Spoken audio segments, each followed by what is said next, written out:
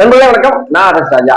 தமிழ்நாட்டில் இருக்கிற பெரும்பாலான இளைஞர்கள்ட்ட போய் இந்தியாவிலேயே உங்களுக்கு ரொம்ப பிடிச்ச பெண்கள் எந்த ஊரை சார்ந்தவங்க அப்படின்னு ஒரு கேள்வி கேட்டான் அப்படின்னா எல்லாருமே சொல்ற பதில் நமக்கு தெரியும். அது கேரளத்து பெண்களை தான் ரொம்ப பிடிக்கும் அப்படின்னு சொல்லுவாங்க. அதுக்கு ஏத்த மாதிரியே இந்த சமூக வலைதளங்கள்லையும் திரைத்துறையிலையும் கேரளாவை சேர்ந்த நிறைய பெண்களை பிரபலப்படுத்தியிருக்காங்க, பிரபலமா இருக்கிறாங்க. இந்த சினிமாவில், தமிழ் சினிமாவில் இன்னைக்கு கோல வச்சுட்டு இருக்கிற நயன்தாரா வரைக்கும் கேரளாவில் சேர்ந்தவங்க.